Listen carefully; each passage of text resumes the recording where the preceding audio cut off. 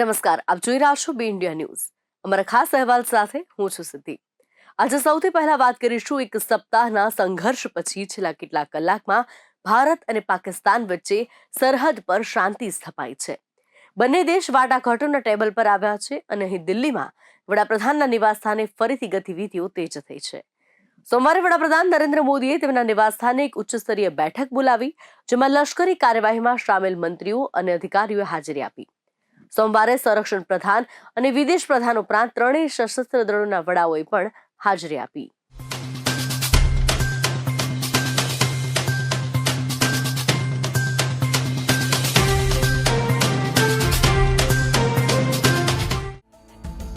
વડાપ્રધાન નરેન્દ્ર મોદી સોમવારે તેમના નિવાસ સ્થાને એક બેઠકની અધ્યક્ષતા કરી હતી, જેમાં સંરક્ષણ પ્રધાન રાજનાથસિંહ, વિદેશ પ્રધાન એસ જયશંકર, રાષ્ટ્રીય સુરક્ષા સલાહકાર અજીત ડોભાલ અને chief of defence staff general Anil Chauhan હાજર રહ્યા હતા.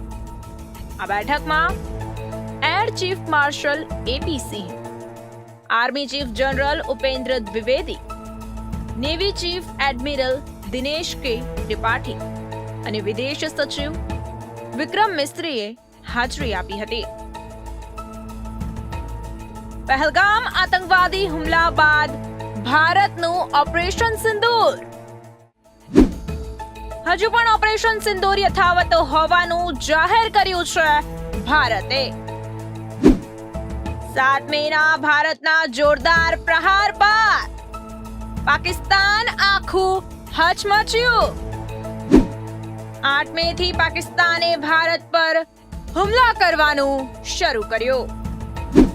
10મી મે સુધી સતત પાકિસ્તાનના હુમલા ભારતે બનાવ્યા નિષ્ફળ.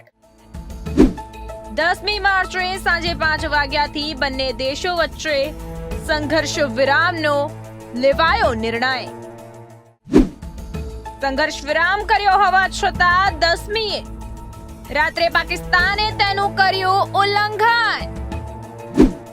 સંઘર્ષ વિરામ બાદ વડાપ્રધાન નરેન્દ્ર મોદીની સોમવારે પણ યોજાઈ ઉચ્ચ સ્તરીય બેઠક. બેઠકમાં ભારત પાકિસ્તાન સરહદ પરની વર્તમાન સ્થિતિ અંગે કરાઈ ગહન ચર્ચા. 22 એપ્રિલના રોજ પહેલગામ આતંકવાદી હુમલા પછી વડાપ્રધાન નરેન્દ્ર મોદીએ ઓપરેશન સિંદૂર શરૂ કરીને ભારતની નિર્ણાયક પ્રતિક્રિયાનું નેતૃત્વ કર્યું, જેણે નૈતિક અને કાનૂની અખંડિતતા જાળવી રાખીને આતંકવાદ સામે મજબૂત અને વ્યૂહાત્મક બદલો લેવાની ખાતરી આપી. આ કાર્યવાહી 7 મેના રોજ પાકિસ્તાન અને પાકિસ્તાન અધિકૃત કાશ્મીરમાં 9 આતંકવાદી શિબિરોને નિશાન બનાવીને કરવામાં આવી હતી. પહેલગામ હુમલા સમયે સાઉદી અરેબિયાની સુનિશ્ચિત વિદેશ મુલાકાત પર હોવા છતાં વડાપ્રધાન મોદીએ તરત જ જવાબદારી સંભાળી અને સુનિયોજિત પ્રતિભાવની યોજના બનાવી. એમાં કોઈ શંકા નથી કે ભારતે ઓપરેશન સિંદૂરથી પાકિસ્તાનની કમર તોડી નાખી છે. ભારતીય વાયુસેનાએ 10 મેની રાત્રે પાકિસ્તાની વાયુસેનાના મહત્વપૂર્ણ એરબેઝને નિશાન બનાવ્યા હતા, જેમાં રફીકી એરબેઝ, રહીમિયાર ખાન એરબેઝ, નૂરખાન એરબેઝ અને મુરીદ એરબેઝનો સમાવેશ થાય છે. ભારતે પાકિસ્તાનના ઘણા મોટા શહેરોમાં હવાઈ હુમલા કર્યા. ભારતે સિયાલકોટ, રાવલપિંડી, કરાચી, લાહોર અને ઇસ્લામાબાદમાં પાકિસ્તાનને જવાબ આપ્યો. ભારતના હુમલાઓ સામે પાકિસ્તાની સેના સંપૂર્ણપણે ભાંગી પડી હોય તેવું લાગતું હતું અને તેની હવાઈ સંરક્ષણ પ્રણાલીઓ સંપૂર્ણપણે નિષ્ફળ ગઈ હતી. પાકિસ્તાન ભારતના હવાઈ હુમલાને રોકી શક્યું નહીં.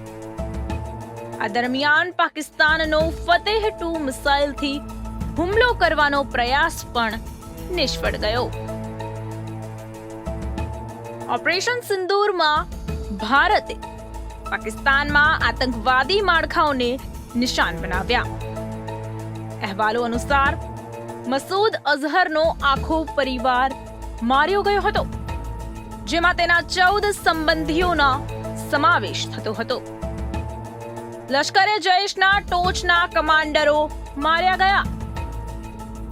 ભારતે ઓપરેશન સિંદૂર દ્વારા અબુ જુંદાર, લશ્કરે તૈયબા, અબુ અકાશા, લશ્કર, હાફિઝ મોહમ્મદ જમીલ, જૈશ, મસૂદ અઝહરનો સાડો, મોહમ્મદ યુસુફ અઝહર, મસૂદ અઝહરનો સાડો અને મોહમ્મદ હસન ખાન, જૈશનો ઓપરેશનલ કમાન્ડર જેવા ભયાનક આતંકવાદીઓને ઠાર માર્યા હતા. જો કે ભારતે ઓપરેશન સિંદૂર દ્વારા પાકિસ્તાનને તેનું સ્થાન યાદ અપાવ્યું છે.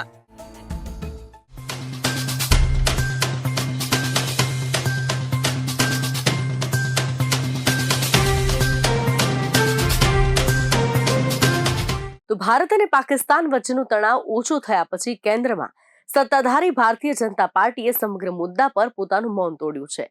ભાજપના નેતા સંબિત પાત્રાએ કહ્યું છે કે ઓપરેશન સિંદૂર અમારી સૌથી મોટી સિદ્ધિ છે. આ ઓપરેશનથી આખી દુનિયાને ભારતની તાકાત બતાવી દીધી. ભારતીય સેનાએ પહલગામનો બદલો લીધો. આ દરમિયાન ભાજપ નેતાએ કહ્યું કે રાફેલ સાથે હુમલો થયો અને તે સુરક્ષિત રીતે પાછું ફર્યું.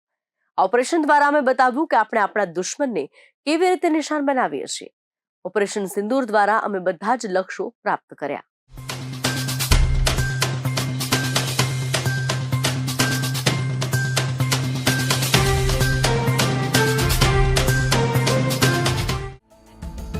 સંબિત પાત્રાએ કહ્યું કે ઓપરેશન સિંદૂર દ્વારા ભારતે પાકિસ્તાન પીઓકેમાં આવા 9 આતંકવાદી ઠેકાણાઓને નિશાન બનાવ્યા, જ્યાં ત્યાર સુધી કોઈ પહોંચી શક્યું ન હતું. ભારતીય સશસ્ત્ર દળો દ્વારા તેમને તોડી પાડવામાં આવ્યા હતા. અમે કોઈ પણ નાગરિક સ્થાનને નિશાન બનાવ્યા વિના આતંકવાદીઓ સામે કાર્યવાહી કરી. દુનિયાના બધા ઇસ્લામિક દેશો ભારતની સાથે છે. अदम्य साहस का परिचय दिया है भारत की सेना ने. अदम्य साहस आज भारतीय जनता पार्टी और हम सभी कार्यकर्ता, आज सारा भारत धन्यवाद करता है भारत की आर्मी का, भारत की सेना का, भारत की एयरफोर्स का, भारत की नेवी का और उन तमाम जाबाज सेनानियों का जिनके कारण आज ऑपरेशन सिंदूर सफल हुआ है. ભાજપ નેતાએ કહ્યું કે અમારી સેનાએ ઓપરેશન સિંદૂરમાં બધા લક્ષ્યો હાંસલ કર્યા, જેમાં આતંકવાદીઓના ઠેકાણાઓનો નાશ કરવાનો અને આતંકવાદીઓને મારવાનો સમાવેશ થતો હતો. અમે રાફેલ વિમાનોની મદદથી આતંકવાદીઓને નષ્ટ કર્યા. ઓપરેશન સિંદૂર એક એવું મિશન હતું જે 100 વર્ષ સુધી યાદ રાખવામાં આવશે. અમે પાકિસ્તાનના 11 એરબેઝનો નાશ કર્યો. जब पहलगाम में 26 लोगों का नृशंस हत्या कर दिया गया था आतंकवादियों द्वारा, वह आतंकवादी जो पाकिस्तान से आए थे, वह आतंकवादी जो पाकिस्तान द्वारा प्रशिक्षित किए गए थे, आतंकवादियों द्वारा प्रशिक्षित किए गए थे, उनमें 25 भारतीय थे और एक नेपाली नागरिक था. प्रधानमंत्री श्री नरेंद्र मोदी उस समय विदेश दौरे में थे, सऊदी अरब में थे. प्रधानमंत्री नरेंद्र मोदी तुरंत भारत लौट के आते हैं और उन्होंने जनता की बात को सुना. जनता ने उस समय एक मांग रखी कि आतंकवाद के ऊपर हमला हो, हमें बदला लेना है पहलगाम के इस आतंकवादी हमले का. प्रधानमंत्री ने बिहार की भूमि से ऐलान किया और ये वादा किया कि मैं वादा करता हूं कि जो आपकी इच्छा है कि आतंकवाद के खिलाफ हमला होगा, हम पहलगाम के इस आतंकवादी हमले का बदला लेंगे. We will avenge the death of 26 people. प्रधानमंत्री ने कहा ये जो बदला होगा यह आतंकवादियों के कल्पना से बाहर का बदला होगा, और जो बदला हुआ वो आतंकवादियों के कल्पना के बाहर का बदला था. प्रधानमंत्री जी ने कहा कि हम घुस के मारेंगे और मिट्टी में मिलाएंगे आतंकवादी के ठिकानों को, और आतंकवादियों के ठिकानों को प्रधानमंत्री नरेंद्र मोदी जी के निर्णय ने और हमारे सेना के अदम्य साहस ने मिट्टी में मिलाने का काम किया। સંબિત પાત્રાએ કહ્યું કે જ્યારે નૂરખાન એરબેઝને નુકસાન પહોંચાડ્યું ત્યારે પાકિસ્તાનમાં આપણા હુમલાને રોકવાની હિંમત પણ નહોતી. દુનિયામાં પહેલીવાર કોઈ દેશે પરમાણુ સશસ્ત્ર દેશની અંદર ઘૂસીને તેનો નાશ કર્યો છે. આપણી સેનાએ આ કાર્ય પૂર્ણ કર્યું.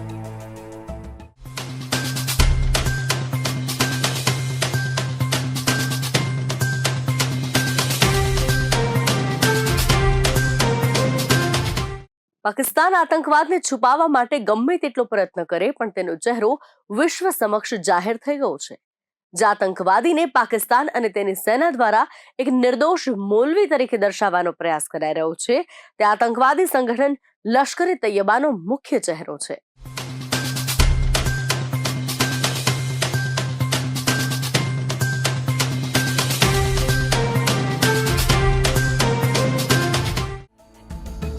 પાકનું વધુ એક જુઠ્ઠાણું સામે આવ્યું. આતંકવાદને છુપાવવાનું જુઠ્ઠાણું પકડાયું.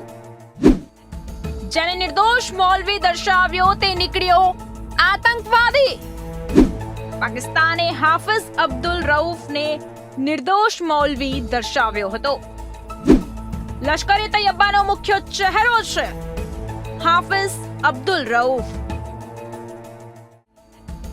પાકિસ્તાની સેનાના પ્રવક્તાએ એક પ્રેસ કોન્ફરન્સમાં દાવો કર્યો હતો કે વાયરલ તસવીરમાં દેખાતો યુવાન આતંકવાદી નથી પરંતુ એક નિર્દોષ પરિવારનો માણસ અને નેતા છે.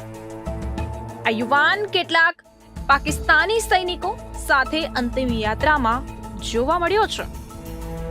પાકિસ્તાની સેનાના પ્રવક્તાએ આ વ્યક્તિનું ઓળખપત્ર પણ બતાવ્યું અને કહ્યું હતું કે તે એક સામાન્ય રાજકીય કાર્યકર છે. On media, if only civilians, if any civilians were killed in these attacks, I wonder what message this picture actually sends to all of you. This is a question that is worth asking. It's also odd that the funerals of civilians are carried out with the coffins being draped in Pakistani flags and state honors being accorded. As far as we are concerned, the individuals eliminated at these facilities were terrorists. Giving terrorist state funerals may be a practice in Pakistan. Doesn't seem to make much sense to. Pakistani સેનાના દાવા પછી તપાસમાં જાણવા મળ્યું કે પાકિસ્તાની સેના દ્વારા જે વ્યક્તિની ઓળખ આપવામાં આવી છે તેની તમામ માહિતી એટલે કે નામ, જન્મ તારીખ અને રાષ્ટ્રીય ઓળખ નંબર પણ તે વ્યક્તિ સાથે સંપૂર્ણપણે મેળ ખાય છે. જેને અમેરિકા દ્વારા ખાસ નિયુક્ત વૈશ્વિક આતંકવાદી જાહેર કરવામાં આવ્યો છે. તેનું નામ હાફિઝ અબ્દુલ રઉફ છે. યુએસ ટ્રેઝરી ડિપાર્ટમેન્ટ અનુસાર હાફિઝ અબ્દુલ રઉફ લશ્કરે તોયબા અને તેના સંગઠનો માટે દાન એકઠું કરી રહ્યો હતો. પાકિસ્તાની સેનાના પ્રવક્તાએ બતાવેલ ઓળખપત્રમાં એવું કહેવામાં આવ્યું કે વેલફેર વિંગ ઇન્ચાર્જ PMML છે અને તેનો મતલબ એ છે કે પોતાની પ્રવૃત્તિઓ છુપાવવા માટે રાજકીય કે ધાર્મિક સંગઠનનો ઉપયોગ કરી રહ્યો છે.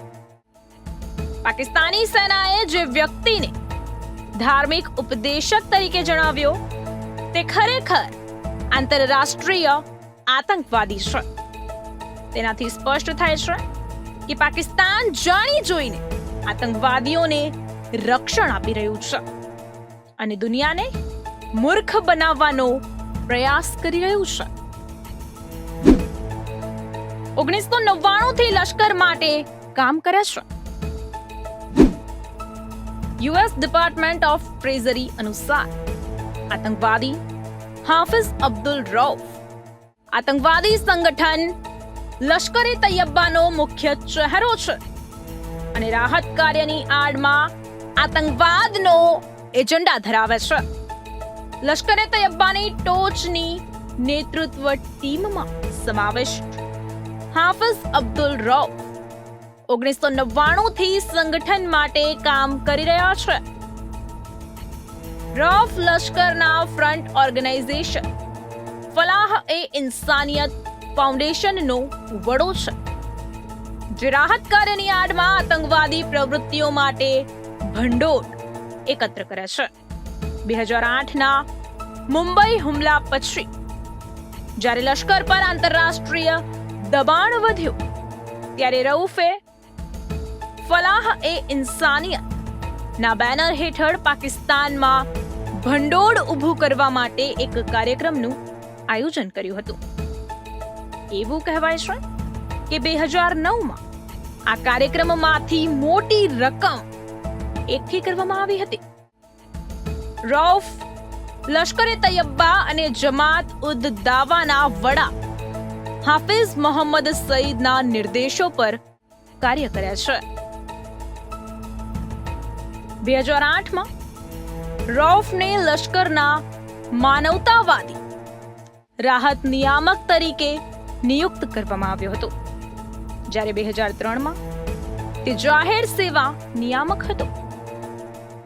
ઓગસ્ટ 2008માં હાફિઝ સઈદના કહેવાથી રૌફે પાકિસ્તાનના બાજોર ક્ષેત્રમાં રાહત અને ભંડોળ એકત્ર કરવાની પ્રવૃત્તિઓની સમીક્ષા કરવા માટે એક ટીમનું નેતૃત્વ કર્યું હતું. રૌફ લશ્કરનો પ્રવક્તા પણ રહી ચૂક્યો છે. તે મીડિયા, વેબસાઇટ અને જાહેર મંચો પર સંસ્થા વતી બોલતો રહ્યો છે. ડિસેમ્બર 2008માં લશ્કરની વેબસાઇટ પર પોસ્ટ કરાયેલા એક ઇન્ટરવ્યુમાં રૌફે લશ્કર અને જમાત ઉદ દાવાની કલ્યાણકારી પ્રવૃત્તિઓ વિશે ખુલ્લેઆમ વાત કરી અને તેને પોતાનું સંગઠન ગણાવ્યું હતું.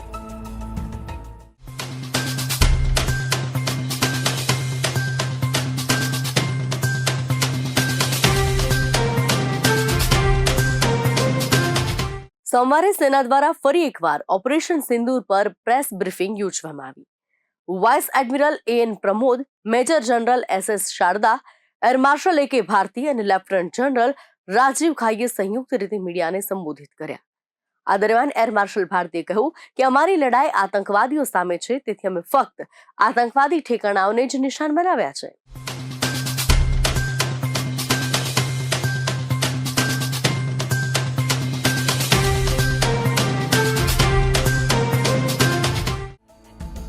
પાકિસ્તાન પર પ્રહાર કરતા એર માર્શલ AK ભારતીએ કહ્યું, પાકિસ્તાનમાં જે પણ નુકસાન થયું છે તેના માટે પાકિસ્તાની સેના પોતે જવાબદાર છે. પાકિસ્તાને આતંકવાદીઓને ટેકો આપવાનું યોગ્ય માન્યું, એટલા માટે પાકિસ્તાન સેનાએ પોતાની લડાઈ બનાવી. ભારતે આનો યોગ્ય જવાબ આપવો જરૂરી માન્યો. પાકિસ્તાનને જે કંઈ નુકસાન થયું છે તે તેમના ખોટા કાર્યોને કારણે છે. તેઓ પોતાના નુકસાન માટે પોતે જ જવાબદાર છે.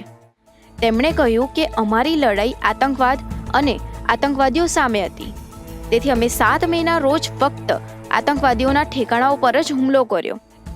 દુઃખની વાત એ છે કે પાકિસ્તાની સેનાએ આ લડાઈને પોતાની લડાઈ બનાવી લીધી. આ પરિસ્થિતિમાં આપણી બદલાની કાર્યવાહી અત્યંત જરૂરી હતી.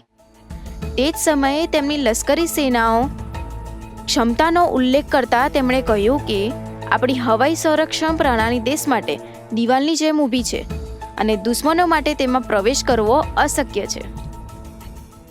दोस्तों, हमारी लड़ाई आतंकवाद और आतंकवादियों के खिलाफ थी. इसलिए 7 मई को हमने केवल आतंकवादी ठिकानों पर ही हमला किया था. पर अफसोस इस बात का है कि पाकिस्तानी सेना ने आतंकवादियों का साथ देना उचित समझा और इस लड़ाई को अपनी लड़ाई बना ली. इस परिस्थिति में हमारी जवाबी कार्यवाही अत्यंत आवश्यक थी और इसमें उनका जो भी नुकसान हुआ वे खुद इसके लिए जिम्मेदार हैं। हमारी तरफ से हमारी एयर डिफेंस सिस्टम्स देश के लिए दीवार की तरह खड़ी थी और इसको भेदना दुश्मन के लिए नामुमकिन था। ડીજીએમઓ લેફ્ટનન્ટ જનરલ રાજીવ ધાઈએ કહ્યું કે આપણે ઓપરેશન સિંદૂરની હવાઈ સંરક્ષણ કાર્યવાહીને સંદર્ભમાં સમજવાની જરૂર છે. છેલ્લા કેટલાક વર્ષોમાં આતંકવાદી પ્રવૃત્તિઓનું સ્વરૂપ બદલાઈ રહ્યું હતું. હવે આપણી સેનાની સાથે નિર્દોષ લોકો પણ હુમલા થઈ રહ્યા છે. 2024માં શિવખોડી મંદિર જતા યાત્રાળુઓ અને આ વર્ષે એપ્રિલમાં પહેલગામમાં નિર્દોષ પ્રવાસીઓ જ્યારે તે પહેલગામ પહોંચ્યો ત્યારે તેના પાપોનો પ્યાલો ભરાઈ ગયો હતો. मैंने आपको कल बताया था कि पिछले कुछ सालों में आतंक की गतिविधियों का कैरेक्टर जो है उसमें कुछ बदलाव आ रहा था. अब हमारी मिलिट्री के साथ साथ मासूम सिविलियंस जो कि अपना बचाव करने में विफल थे उन पर भी हमले हो रहे थे. 2024 में जम्मू सेक्टर में शिवखोरी मंदिर को जाते हुए यात्री और इस साल अप्रैल में पहलगाम में मासूम पर्यटक इस खतरनाक ट्रेंड के विशेष उदाहरण हैं. पहलगाम तक पाप का ये घड़ा भर चुका था. उसके बाद जो हुआ उसके बारे में हम कल विस्तार में बातचीत कर चुके हैं. Air marshal A.K. ભારતીએ ઓપરેશન સિંદૂર દરમિયાન ભારતીય વાયુસેના દ્વારા કરાયેલા હુમલાના લક્ષ્યોનું વ્યાપક ચિત્ર પણ આપ્યું અને પાકિસ્તાન દ્વારા કરવામાં આવેલ તમામ ખોટા દાવાઓનો પર્દાફાશ કર્યો. એર માર્શલે કહ્યું, હું ખૂબ જ સ્પષ્ટ શબ્દોમાં કહેવા માંગુ છું કે આપણા બધા લશ્કરી થાણાઓ અને તમામ સાધનો અને સિસ્ટમો કાર્યરત છે અને જો જરૂર પડે તો તેમના આગામી મિશન માટે તૈયાર છે.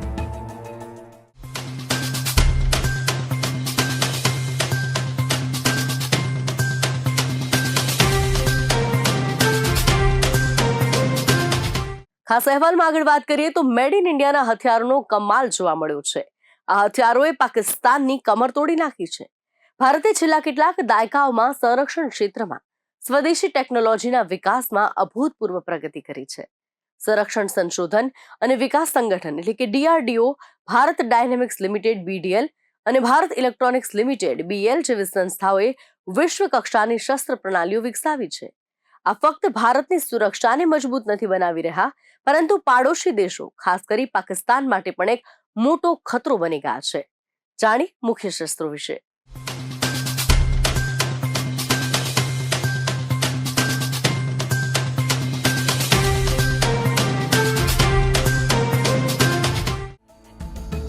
આકાશ મિસાઇલ, બ્રહ્મોસ મિસાઇલ અને સ્કાય સ્ટ્રાઇકર આત્મઘાતી ડ્રોન આ શસ્ત્રો તેમની ચોક્કસાઈ, ગતિ અને વિનાશક શક્તિ માટે જાણીતા છે. ભારત પાકિસ્તાન તણાવમાં તેમની ભૂમિકાએ તેમને વધુ ચર્ચામાં લાવ્યા છે. ચાલો આપણે યુદ્ધના મેદાનમાં શસ્ત્રોની વિશેષતાઓ અને મહત્વ અને ભૂમિકા પર વિગતવાર નજર કરીએ.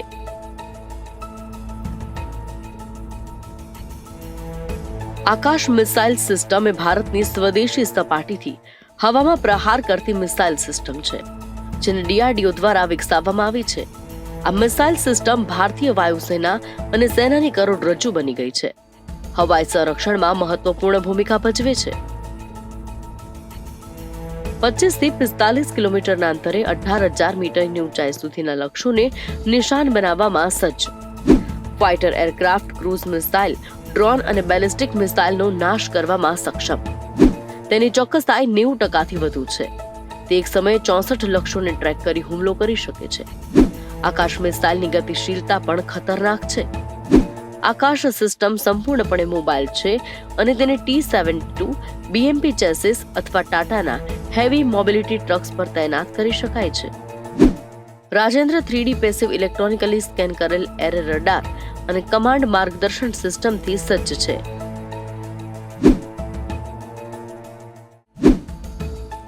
આઠ થી 10 મે 2025ના રોજ પાકિસ્તાન દ્વારા કરવામાં આવેલ ડ્રોન અને મિસાઇલ હુમલાઓને આકાશ મિસાઇલ સિસ્ટમ દ્વારા સંપૂર્ણપણે નિષ્ફળ બનાવવામાં આવ્યા.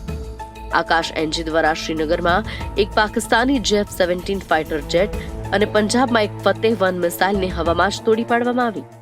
આ ઉપરાંત તેણે DJI લશ્કરી ડ્રોન અને PL-15 મિસાઇલોને પણ નિષ્ક્રિય કરી દીધા.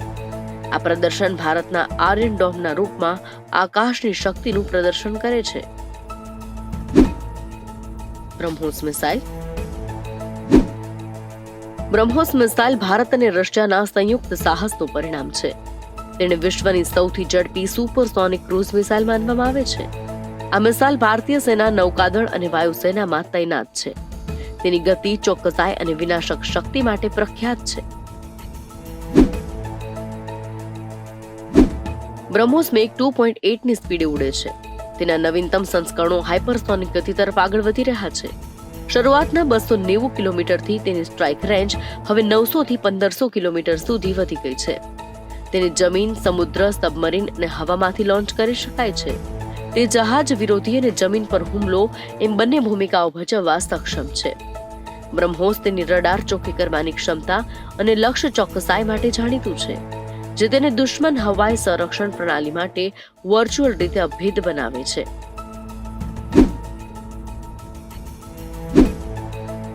સ્કાય સ્ટ્રાઇકર એક કામિકાઝે ડ્રોન છે, જે ભારત અને ઇઝરાયલ વચ્ચેના સંયુક્ત સાહસ તરીકે વિકસાવવામાં આવ્યું છે. આ ડ્રોન તેની ચોકસાઈ અને લોન્ચ એન્ડ ફોરગેટ ટેકનોલોજી માટે જાણીતું છે.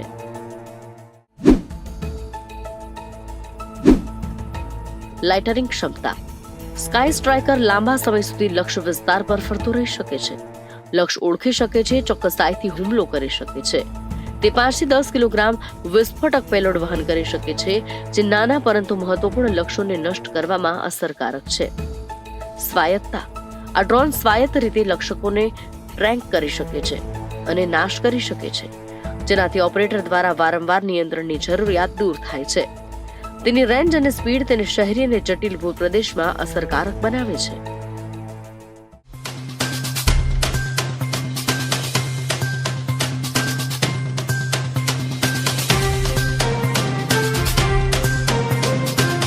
તો ખાસ અહેવાલમાં અત્યારે બસ આટલું જ. ફરી મળીશું. આપ જોતા રહો બી ઇન્ડિયા ન્યૂઝ. નમસ્કાર.